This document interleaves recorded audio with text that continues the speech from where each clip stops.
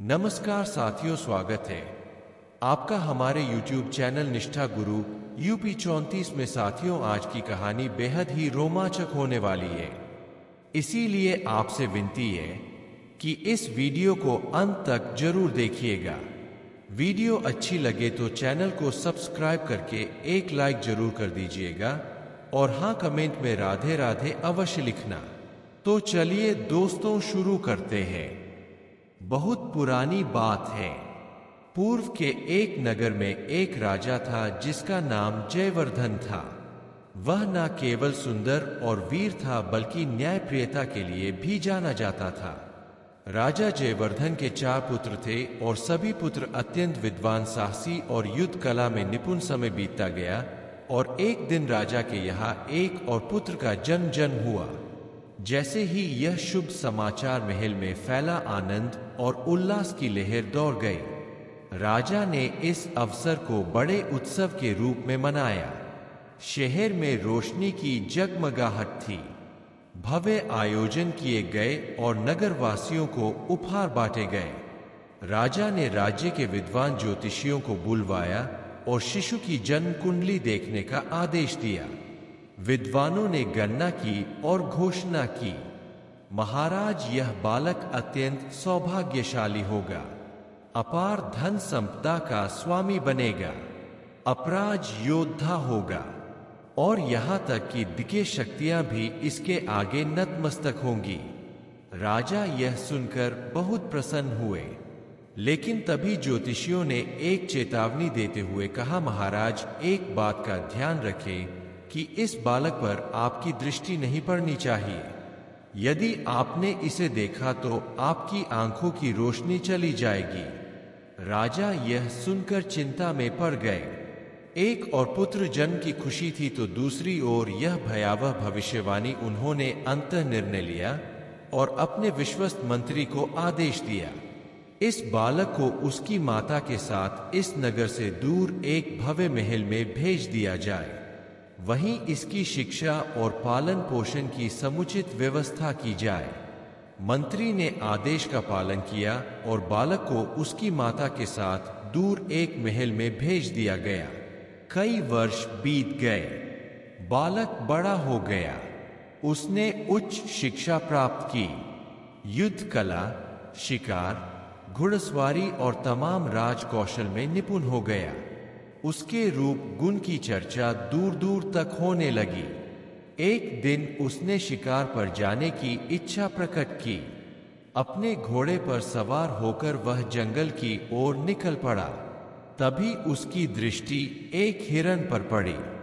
वह तेज गति से घोड़ा दौड़ाने लगा, लेकिन उसे क्या पता था कि भाग्य उसे किसी और ओर ले जा रहा था। संयोग उसी दिन राजा जमल भी शिकार के लिए उसी जंगल में आए हुए थे। हिरन के पीछे घोड़ा दौड़ा दौड़ा राजकुमार वहां पहुंच गया जहां राजा मौजूद थे। जैसे राजा की दृष्टि अपने पुत्र पर पड़ी, वे चौंक पड़े, लेकिन अगले ही क्षण उनके नेत्रों की रोशनी जाती रही। राजा के साथ आए मंत्रियों और सैनिकों ने यह दृश्य देखा तो समझ गए कि वह भविष्यवाणी सत्य हो गई है। राजा शोक में डूब गए। भारी मन से बोले, मुझे लगा था कि पुत्र को देखने से हृदय को आनंद मिलेगा, लेकिन इसके विपरीत यह मेरे लिए घातक सिद्ध हुआ। इसके बाद राजा ने गुस्से से आदेश दिया, इस राजकुमार को राज्य से निर्वासित कर दिया जाए और उसकी माता को महल में रखकर वहां की सफाई का कार्य सौंपा जाए। राजा की यह आज्ञा सुनकर दरबार में सन्नाटा छा गया, परंतु कोई भी उनके आदेश की अवहेलना नहीं कर सकता था। राजकुमार को राज्य की सीमाओं से बाहर निकाल दिया गया। राजा के अंधे होने की खबर पूरे नगर में फैल गई।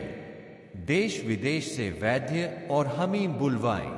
सभी ने एक ही उत्तर दिया, राजा की आंखों की रोशनी केवल एक ही उपाय से वापस आ सकती है, अगर उनकी आंखों पर गुले बकावली पुष्प का रस लगाया जाए। राजा ने पूरे राज्य में ऐलान करवा दिया कि जो भी गुले बकावली का पता बताएगा या उसे लाकर देगा उसे बहुमूल्य इनाम दिया जाएगा। नगर नगर गांव बगांव में यह घोषणा करवाई गई।